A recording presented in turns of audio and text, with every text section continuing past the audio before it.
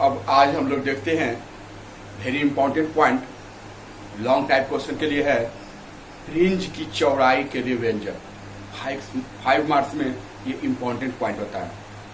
Fringe की चौड़ाई expression for fringe width, जो दो लगातार दीप्त और दो लगातार अदीप्त फ्रिंजों के बीच की दूरी को फ्रिंज की चौड़ाई कहते हैं।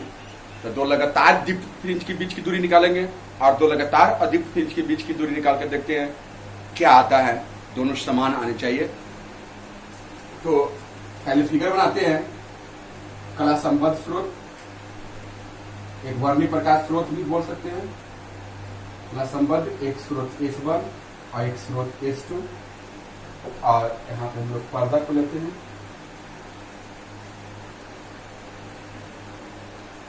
ये MN पर्दे का नाम दे देते हैं।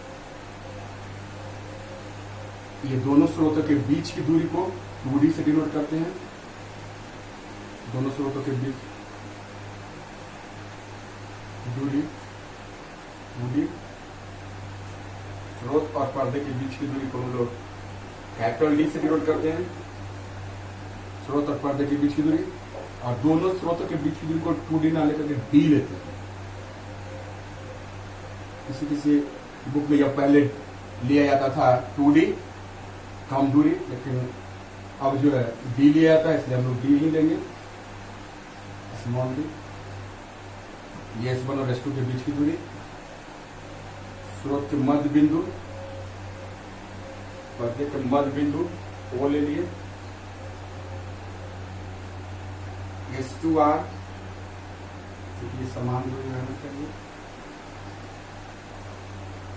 ये Q पॉइंट देते हैं, और S1R और S2R ये परपेंडिकुलर है।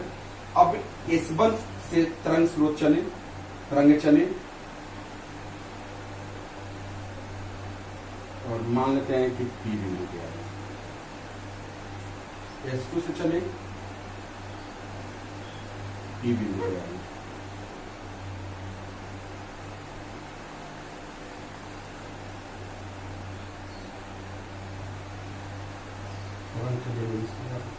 जैसा कि संपोषी व्यतिकरण और विनाशी व्यतिकरण हम लोग बनाए थे।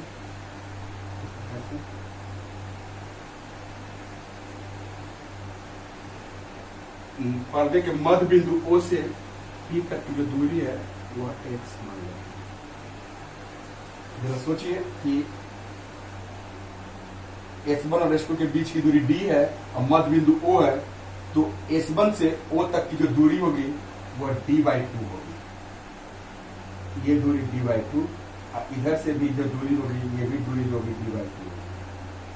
D/2 मीन्स O से Q तक की दूरी D/2, और O से R तक की जो भी दूरी होगी वो भी D/2 होगी। इस प्रकार से आपका ये फिगर हुआ। फिगर पुनः एक बार विचार करते हैं कि S1 और S2 एक कला संबद्ध स्रोत है जिसके बीच की दूरी स्मॉल d है MN, और पर्दे के मध्य बिंदु O से X दूरी पर P एक बिंदु है जहां से दोनों तरंगे अध्यारोपित होती है, मिलती है। S1 तथा S2 से हम लोग लंब डाले पर्दे पे, S1 से S1Q और S2 से S2R पर्दे पर परपेंडिकुलर डाले, और इस प्रकार से आपका ये फिगर कंप्लीट हुआ। और इस फिगर को पहले आप बना लीजिए, इसके बाद इस फिगर के बारे में भी लिख लेंगे, क्योंकि लॉन्ग टाइप के लिए 3 पॉइंट फिगर, लैंग्वेज और कैलकुलेशन। तो फिगर आपका कंप्लीट है, लैंग्वेज इसका लिख लेंगे, फिगर बनाइए।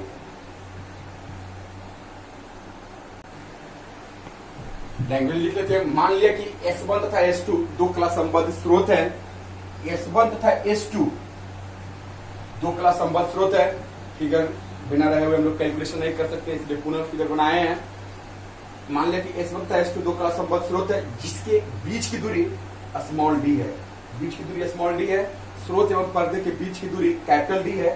स्रोत और पर्दा स्क्रीन लिखे हुए हैं, पर्दे को हम लोग MN लिए हुए हैं, कैपिटल D है। पर्दे के मध्य बिंदु O से, पर्दे के मध्य बिंदु O से X दूरी पर, O से X दूरी पर P एक बिंदु है जहां पर दोनों तरंगें अध्यारोपित होती है। S1 से S1Q तथा S2 से S2R पर्दे पर लंब डाला तो दोनों तरंगों के बीच पथांतर डेल्टा एक्स इक्वल टू, पथांतर का अर्थ होता है कि दोनों तरंगों के पथ का अंतर। तो दोनों तरंगों के एक पथ ये है S1P एक पथ हुआ और दूसरे स्रोत से S2P हुआ। ये कला संबद्ध स्रोत है, ये दोनों का आवृत्ति लगभग समान है, तरंगदैर्घ्य भी समान है। तो पथ का अंतर निकालने के लिए S2P में से S1P को हम लोग घटाएंगे और घटाने के बाद जो आएगा यहाँ से इस प्रकार से ऐसे हम लोग सामने परपेंडिकुलर डालते हैं, ये लंब का काम करेगा। तो S2 यहाँ पे कोई ट्रायंगल दे देती है, इसके बीच का जो डिस्टेंस होगा, पिछले वीडियो में भी तुम लोग को बताए थे कि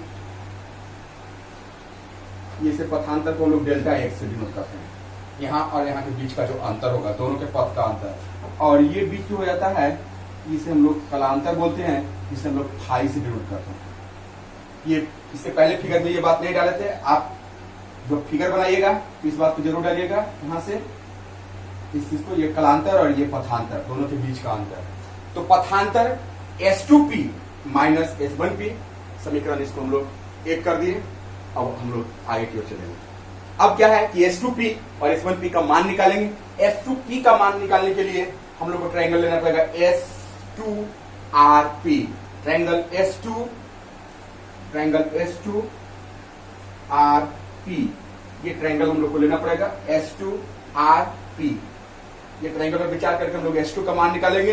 इसमें S2 कर्ण होगा और कर्ण बराबर फॉर्मूला होता है अंडर रूट लंब स्क्वायर प्लस आधार स्क्वायर। तो लंब स्क्वायर 90 डिग्री सामने जो होगा वो तो कर्ण, और थीटा के सामने लंब आधार, ये लंब हो जाएगा और ये आधार हो जाएगा। तो इससे हम लोग निकालेंगे यहाँ का ये आरपी का वैल्यू क्या होगा, आरपी का वैल्यू समझना पड़ेगा। तो O से P तक का डिस्टेंस x है, O से P तक का डिस्टेंस, और O से R, तो O से R तक का डिस्टेंस d/2 है। तो R से P तक का टोटल डिस्टेंस हो जाएगा x प्लस d/2, और S2R का डिस्टेंस हो जाएगा कैपिटल। तो कर्ण मींस S2P बराबर under root d square plus x plus d/2 का होल स्क्वायर। आगे कैलकुलेशन हम लोग करेंगे, इसे निकालेंगे। फिर S1P का मान निकालेंगे। S1P निकालने के लिए हम लोग को ट्रायंगल लेना पड़ेगा S1QP, ट्रायंगल S1QP में S1P तो कर्ण होगा, ये लंब, और ये आपका आधार मींस बेस होगा। तो यहां पर QP का मान निकालना है। तो देखिए O से P तक का दूरी x है, O से P, और O से Q तक का डिस्टेंस जो है d/2 है। तो अगर पूरा डिस्टेंस में से O से P तक मींस x में से अगर हम OQ मतलब d/2 को घटा देंगे, इतना डिस्टेंस नहीं निकलेगा। तो Q से P तक का वैल्यू निकालने के लिए हम लोग को x में से d/2 को माइनस कर देंगे, तो हम लोग को PQ निकल जाएगा। और Q से S1 का जो डिस्टेंस है वह आपका पर्दे के बीच की दूरी d है। तो इस प्रकार से S1P मींस कर्ण equal to under root d square plus x minus d/2 का स्क्वायर। इससे S1P का वैल्यू निकालेंगे और यहाँ पर वैल्यू रखेंगे, देखते हैं आगे क्या होता है। तो सबसे पहले हम लोग S2P का ही मान निकालते हैं। S2P का, इसके लिए हम लोग को ट्रायंगल में विचार करना है। ट्रायंगल S2RP में, S2RP में S2P equal to under root S2R का स्क्वायर प्लस RP का square, d square plus R से P तक का वैल्यू अभी बताए थे x plus d/2, x plus d/2 का स्क्वायर। इन दोनों में से ध्यान देना है, इन दोनों में से d स्क्वायर को कॉमन लेंगे। बताए थे कि कोई जरूरी नहीं कि दोनों में d रहेगा तब हम कॉमन लेंगे। ये कैपिटल D स्मॉल d है, तो हम लोग कैपिटल D स्क्वायर को कॉमन लेंगे। कोई जरूरी नहीं कि दोनों में रहेगा, तो कॉमन लेने का अर्थ है भाग देना, डिवाइड करना। दोनों में से जिसको कॉमन लिख देंगे और दोनों में से हम लोग भाग, उसी में से दोनों में भाग दे देंगे। देखते हैं यहाँ पे और करके लिखते हैं S2P इक्वल टू, हम लोग d स्क्वायर को कॉमन लेते हैं, रूट में ही रहेगा। d स्क्वायर को कॉमन लिए, कॉमन जो लिए उसको लिख दिए, और उतना जितना कॉमन लिया उतना में दोनों से भाग देंगे, तो D square by D square करेंगे तो 1 हो जाएगा, तो 1 प्लस, अब इसमें कैपिटल डी स्क्वायर नहीं है, तो x प्लस डी बाई 2 का स्क्वायर अब बाई कैपिटल डी स्क्वायर, ये रूट में ही है। अब ये कैपिटल डी स्क्वायर रूट से तो बाहर आ जाएगा, तो और करके हम लोग लिख सकते हैं कैपिटल डी रूट से बाहर ला करके 1 plus x plus d by 2 by capital D का स्क्वायर,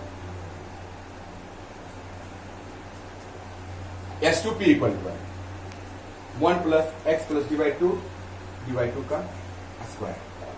इसे हम लोग इस प्रकार से भी लिख सकते हैं capital D into 1 plus x plus d by 2 का स्क्वायर बाई डी पर पावर हाफ, ये 1 प्लस एक्स पर पावर एन, जो कि बाइनोमियल थ्योरम का ये फॉर्म है 1 प्लस एक्स पर पावर एन, तो हम लोग लिखेंगे बाई बाइनोमियल थ्योरम, स्क्वायर होगा बाइनोमियल थ्योरम। एक नजर हम लिखते हैं 1 प्लस एक्स पर पावर एन का फॉर्मूला होता है 1 plus N x plus n into n minus 1 by factorial 2 into x square plus dot dot dot dot. इसी प्रकार से अगला टर्म होता है n into n minus 1 into n minus 2 by factorial 3 into x cube. ये 11th में और ICC board में 10th क्लास में ये सब बात पढ़ना है, और मैथ वाले सर इसको प्रूफ करके बताते हैं, आप पढ़े होंगे 11th में सर प्रूफ किए होंगे। वैसे हम 11th में इंपॉर्टेंट मैथमेटिक्स फॉर फिजिक्स में हम ये सारी बात को बताए हैं, याद कीजिए। इसी दिन के लिए 11th क्लास में मैथ हम लोग बता देते हैं जो फिजिक्स में यूज होता है।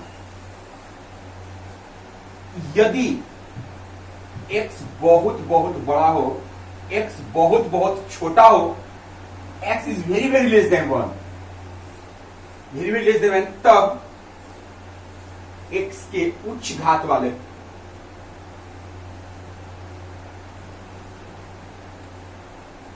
को छोड़ा जा सकता है।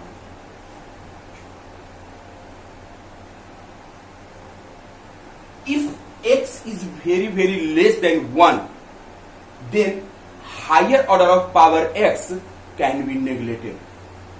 x के उच्च घात वाले पद को छोड़ेंगे, मीन्स एक रहेगा, लेकिन जहां से स्क्वायर स्टार्ट होता है एक्स स्क्वायर 1, अगर एक से बहुत बहुत बहुत बहुत बड़ा को अगर हम लोग बहुत बहुत छोटा को अगर बहुत बहुत छोटा से मल्टीप्लाई करेंगे तो उस कंडीशन में वैल्यू जो आएगा उससे भी छोटा आएगा, ऐसा भी हम बताए हुए हैं।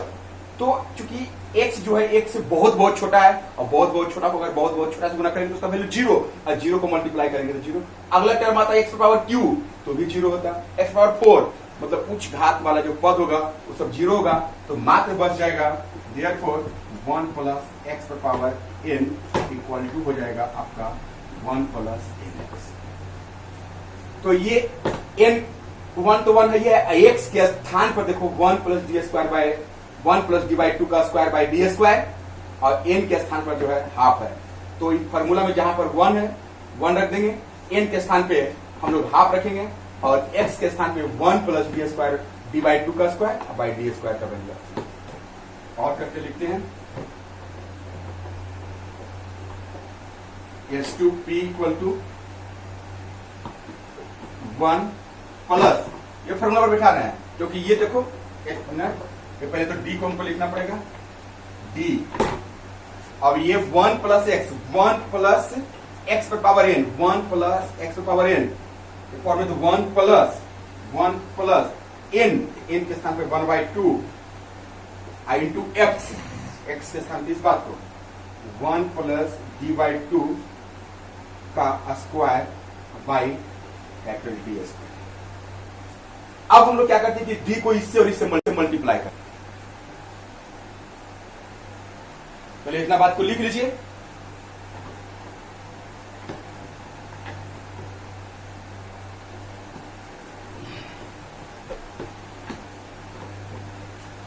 हम लोग d को अब इससे मल्टीप्लाई करते हैं और करके लिखते हैं S two P equal to D को 1 से तो डी हो जाएगा, अब प्लस डी को इससे डी इंटू 1/2 एक्स प्लस डी/2 का square by capital D square. Capital D square ये से डी स्क्वायर से डी कैंसिल हो जाएगा और तक लिखते हैं S two P equal to आ जाएगा डी प्लस एक्स प्लस डी/2 का स्क्वायर बाई 2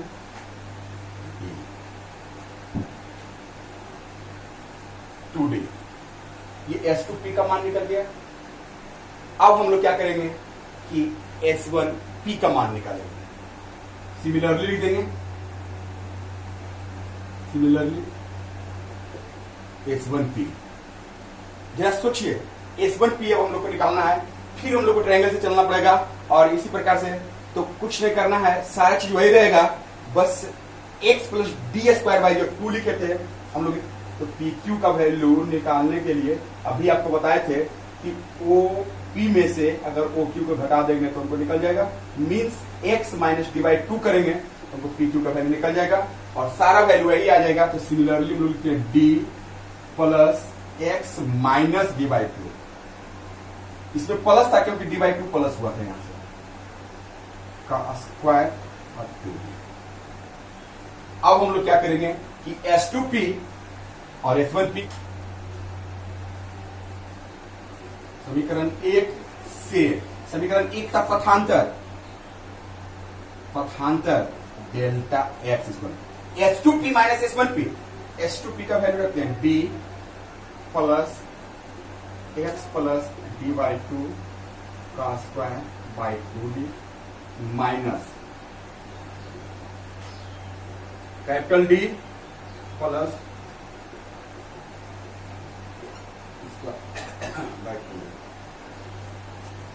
इसे डी प्लस एक्स प्लस डी/2 का डी माइनस एक्स माइनस डी/2 का स्क्वायर और बाई 2d। ये माइनस डी और ये प्लस डी आपका कैंसिल हो गया, जो बच्चा उसे लिखते हैं हम लोग एक्स प्लस डी/2 का square by 2d minus x minus डी/2 का स्क्वायर बाई 2d। अब इसे हम लोग फैक्टराइज करेंगे, भिन्न का घटाओ, पहले इसको लिख लीजिए।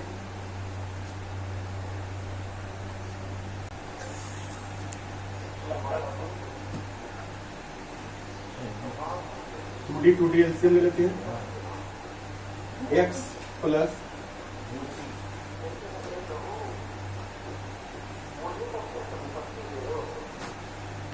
अब इसे हम लोग a प्लस बी की होल स्क्वायर पर तोड़ते हैं। A square plus b square 2ab minus a square, post में नहीं तो रख लो पहले, a square plus b square minus 2ab by 2b x square plus d square by 4 plus 2x डी/2 minus x square minus d square by 4 minus minus plus 2x into डी/2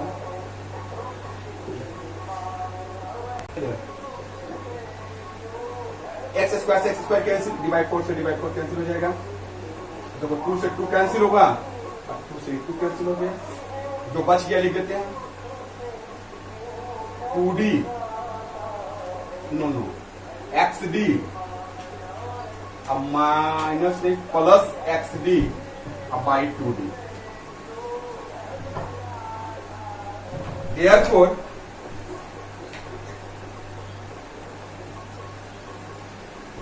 पथांतर delta x equal to 2xd by 2 capital D होगा, capital D. ये 2 से 2 को आप cancel कर सकते हैं, या यहां पर देखेंगे therefore पथांतर equal to x d by capital D. ऐसे कर देंगे इक्वेशन 2।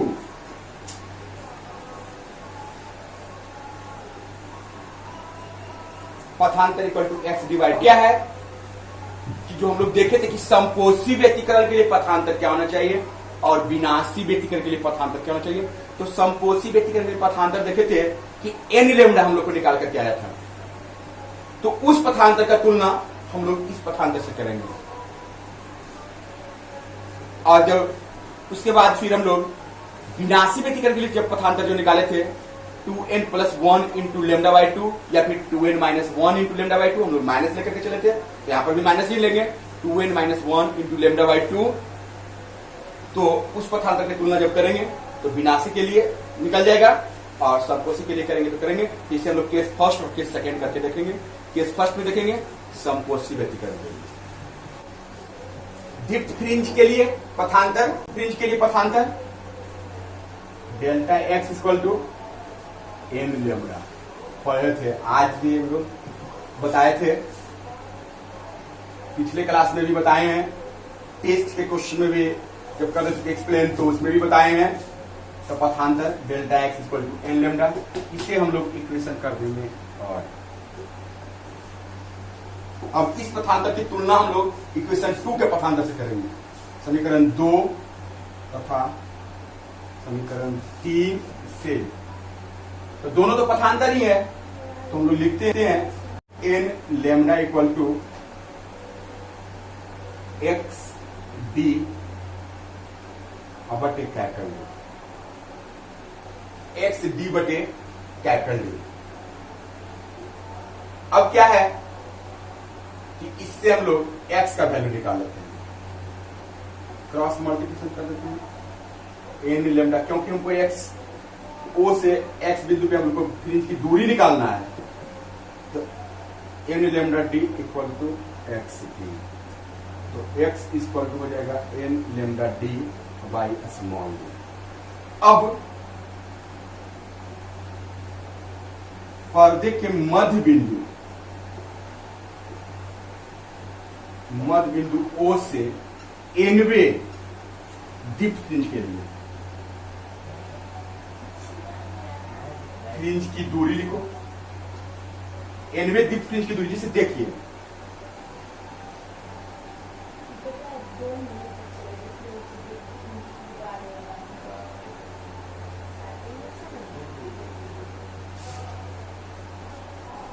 ये O बिंदु और यहाँ पे P बिंदु था, यहां से ये दूरी x है, तो हमको मान लेते हैं कि निकालना है, यहां पर कोई जरूरी नहीं कि यहीं पे निकालना है, यहां पर भी हो सकता है, यहां पर भी हो सकता है, पहला दूसरा तीसरा चौथा पांचवा। तो O बिंदु मध्य बिंदु O से एनवे दीप्त के लिए हमको पथांतर आया हुआ है एन लेमडा डी और डी, तो एनवे के लिए निकाल रहे हैं, तो लिख देते हैं एक्स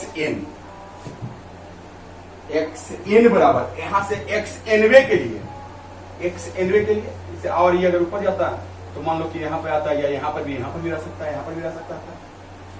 तो एक्स एनवे के लिए यही हो जाएगा एन लेमडा डी बटे डी। अब तो मान लो कि एनवे के लिए आया यहाँ पे, एन प्लस 1वे के लिए, क्योंकि हमको दो लगातार दीप्त के लिए निकालना है, तो यहां से यहां तक हो गया एक्स एनवे।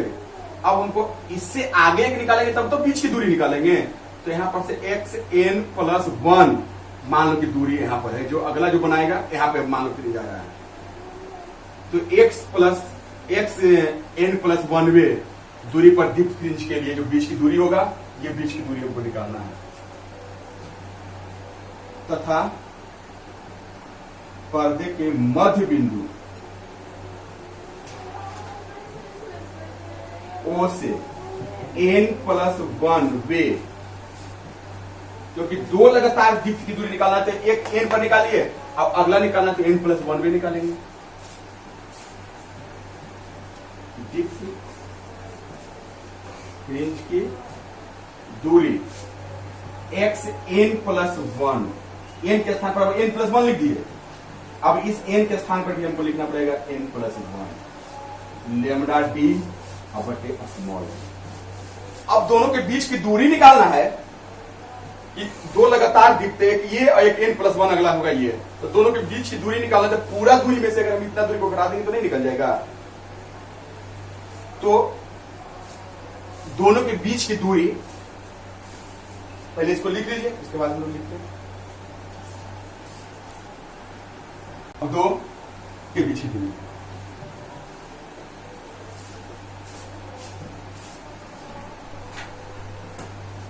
दो लगातार दीप्त के बीच की दूरी, तो xn+1 माइनस x, पूरा दूरी में से xn दूरी को घटा देंगे तो बीच की दूरी निकल जाएगा। तो xn+1 का वैल्यू है n+1 इंटू लेमडा डी बटे small D minus n lambda D बटे स्मॉल डी। एलसीएम दोनों का लगाते हैं, small D n+1 lambda D minus n lambda D, तो इससे मल्टीप्लाई कर दो, n lambda D plus lambda D minus n lambda D बटे डी। n लेमडा डी से n लेमडा डी को कैंसिल कर देते हैं, therefore xn+1 minus xn equal to हो गया लेमडा डी बटे डी। अतः दो लगातार दीप्त फ्रिंज के बीच की दूरी आई लेमडा डी बटे स्मॉल डी। लिख देंगे इस बात को। अतः दो लगातार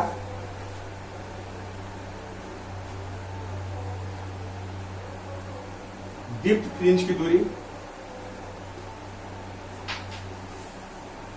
इक्वल टू हो गया लेमडा डी बटे डी। अब केस 2 में यही चीज देखेंगे, अदीप्त फ्रिंज के लिए पथांतर 2n-1 इंटू लेमडा बाई 2, और उसके बाद फिर nवें अदीप्त फ्रिंज के लिए, फिर n+1वें अदीप्त के लिए, और दोनों निकाल के दोनों के मान को फिर हम लोग इस प्रकार से घटा लेंगे और देखते हैं कि क्या आता है।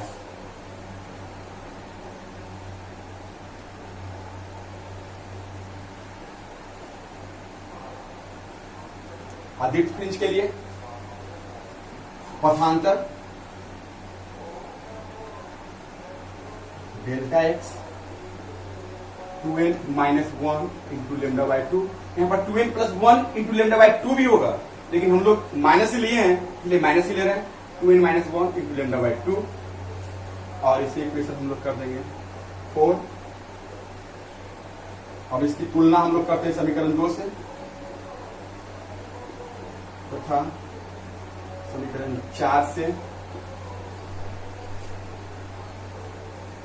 एक्स डी बटे कैपिटल डी, तो x इक्वल टू हो जाएगा 2n-1 into lambda D by 2d। अब फिर उसी प्रकार से लिखेंगे nवें अधिक फ्रिंज के लिए, या nवें पर्दे के मध्य बिंदु O से nवें अधिक फ्रिंज की दूरी,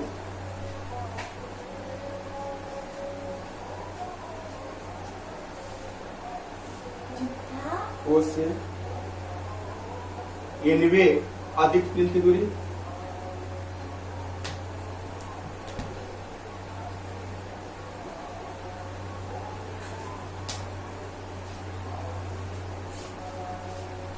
x से बराबर ये अधिक यहां पर इस प्रकार x से बराबर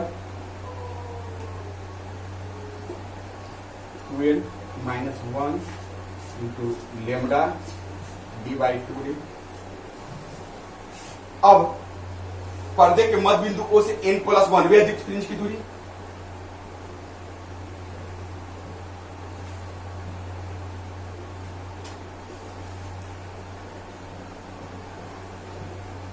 n+1 वे अधिक फ्रिंज की दूरी,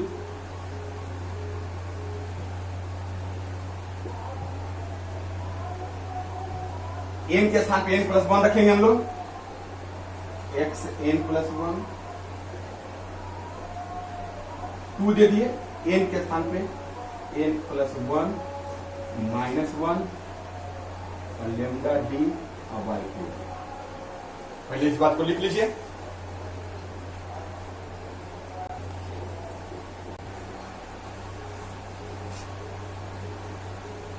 टू को n से मल्टीप्लाई करेंगे, 2 को 1 से मल्टीप्लाई करेंगे, और करके लिखते हैं xn+1 equal to 2n plus 2 minus 1 into lambda D by 2d। 2n plus 2 minus 1 ये घट जाएगा तो यहां पे डायरेक्ट एक ही लिखते हैं, लेमडा डी बाई 2d। अब ये n प्लस 1 निकल कर क्या गया, अधिक फ्रिंज के बीच की दूरी। अब दो लगातार अधिक फ्रिंज के बीच की दूरी निकालना है, तो n प्लस 1 अधिक फ्रिंज के बीच की दूरी में से n प्लस 1 n अधिक फ्रिंज की दूरी को घटा देंगे तो बीच की दूरी निकल जाएगा। अब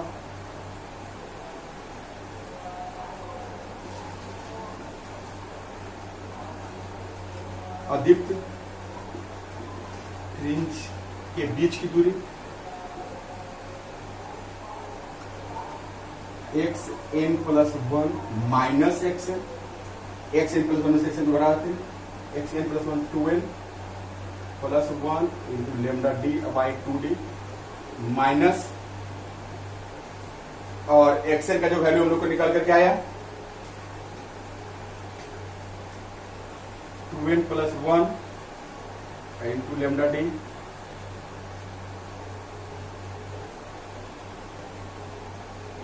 2n माइनस 1 आएगा, 2n minus 1 into lambda D by 2d। देखो तो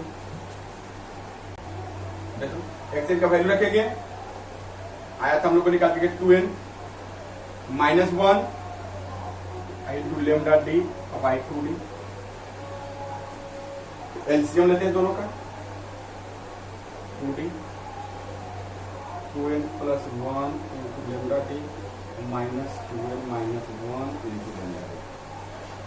2n मल्टीप्लाई करके ही लिखते हैं 2n लेमडा डी आप प्लस लेमडा डी।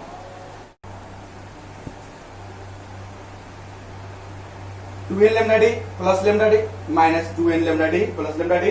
ये देखिए प्लस में और ये माइनस में कैंसिल हो जाएगा, lambda D plus lambda D 2 lambda D, 2 lambda D अब बाई 2d, और 2 से 2 को हम लोग कैंसिल कर सकते हैं, तो लेमडा डी बाई डी। इस प्रकार से हम लोग देख रहे हैं कि दो लगातार अधिक फ्रिंज के बीच की दूरी लेमडा डी बाई डी, और केस 1 में देखे थे कि दो लगातार दीप्त फ्रिंज के बीच की दूरी भी हम लोग को यही आया था, लेमडा डी बाई डी। और फ्रिंज की चौड़ाई का डेफिनेशन क्या कहता है, दो लगातार दीप्त अथवा दो लगातार अदीप्त फ्रिंज के बीच की दूरी को, तो दो लगातार दीप्त के फ्रिंज के बीच की दूरी भी लेमडा डी बाई डी, और दो लगातार अदीप्त फ्रिंज के बीच की दूरी भी लेमडा डी बाई डी। इसी को हम लोग फ्रिंज की चौड़ाई करते हैं, और इसे हम लोग बीटा से डिनोट करते हैं। इस प्रकार से फ्रिंज की चौड़ाई बीटा बराबर लेमडा डी बाई डी होगा, जहां लेमडा प्रकाश का तरंगदैर्घ्य है, कैपिटल डी स्रोत और पर्दे के बीच की दूरी है, और स्मॉल डी दो कला संबद्ध स्रोतों के बीच की दूरी है। लिख लेते हैं इस बात को।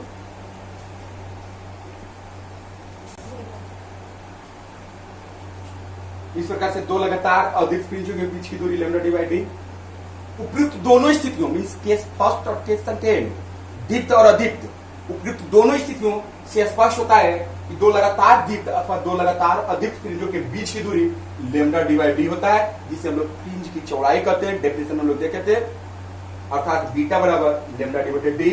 उपयुक्त सूत्र को मतलब इस सूत्र को फ्रिंज की चौड़ाई का समीकरण कहते हैं। इसमें लेमडा जो है प्रकाश का तरंगदैर्घ्य है, कैपिटल डी स्रोत और पर्दे के बीच की दूरी है, और स्मॉल डी दो स्रोतों के बीच की दूरी है, कला संबद्ध स्रोतों के बीच की दूरी है स्मॉल डी। अब क्या है, इस समीकरण से एक बात स्पष्ट होता है कि फ्रिंज की चौड़ाई निम्नलिखित बातों पर निर्भर करती है। पहला प्रकाश के तरंगदैर्घ्य पर, दूसरा पर्दे और स्रोत के बीच की दूरी पर, और तीसरा कला संबद्ध स्रोत के बीच की दूरी पर। यह कहता है कि अगर तरंगदैर्घ्य प्रकाश का ज्यादा होगा तो फ्रिंज की चौड़ाई भी ज्यादा होगा, अगर स्रोत और पर्दे के बीच की दूरी ज्यादा होगी तो उस स्थिति में फ्रिंज की चौड़ाई भी अधिक होगी, और कला संबद्ध स्रोत के बीच की दूरी कम, मतलब दोनों स्रोत जो होना चाहिए, दोनों कला संबद्ध स्रोत एक दूसरे से नजदीक होगा, कम दूरी पर होगा, तो फ्रिंज की चौड़ाई अधिक होगी। मींस फ्रिंज की चौड़ाई निम्नलिखित तीन बातों पर निर्भर करती है, तरंगदैर्घ्य पर, स्रोत और पर्दे के बीच की दूरी पर, और कला संबद्ध स्रोत पर। शॉर्ट टाइप में या 1 मार्क्स क्वेश्चन में पूछ सकता है, इसलिए इस बात को भी हम लोग लिख लेंगे कि फ्रिंज की चौड़ाई की निर्भरता। नेक्स्ट पॉइंट,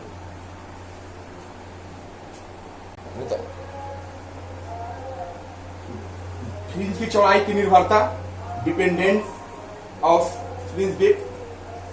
वीवीआई सब टाइप में पूछ सकता है, 1 मार्क्स में भी पूछ सकता है इस पॉइंट से लेकर। चूंकि फ्रिंज की चौड़ाई बीटा बराबर फॉर्मूला होता है लैम्डा डिवाइडेड डी, से स्पष्ट होता है कि फ्रिंज की चौड़ाई निम्नलिखित बातों पर निर्भर करती है।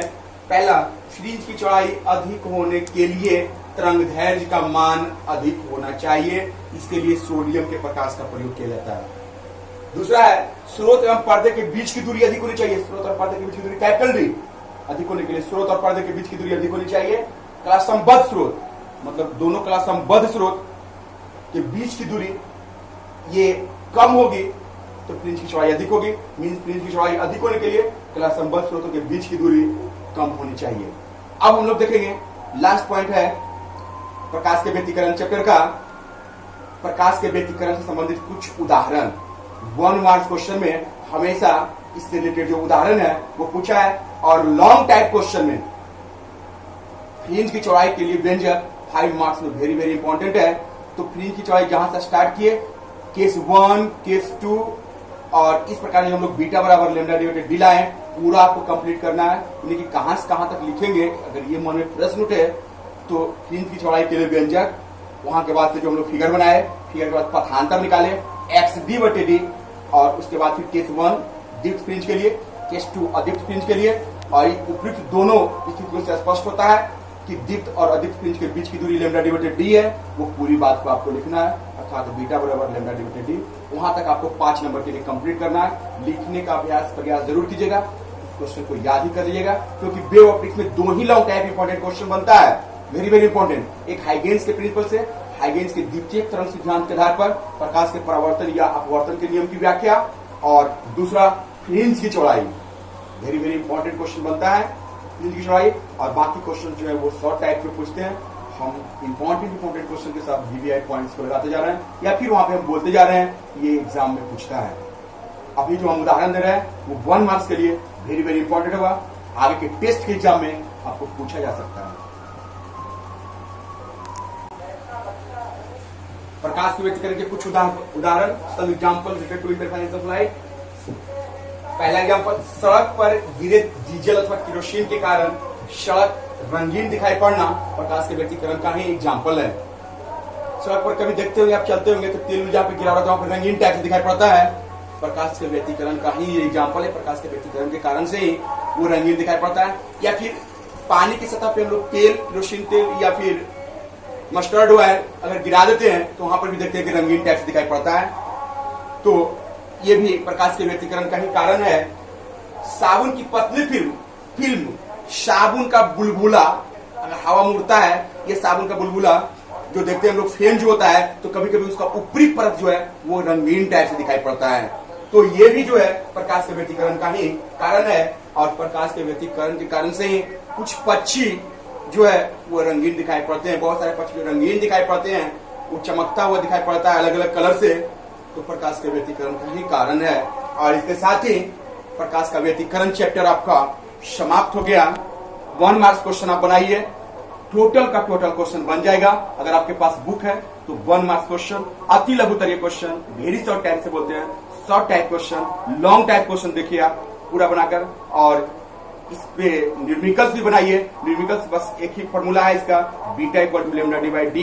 इस पे न्यूमेरिकल्स ज्यादा पूछ सकता है, इसका भी आप बनाने का प्रयास कीजिए। वैसे हम आगे क्लास में आपको न्यूमेरिकल्स बताएंगे।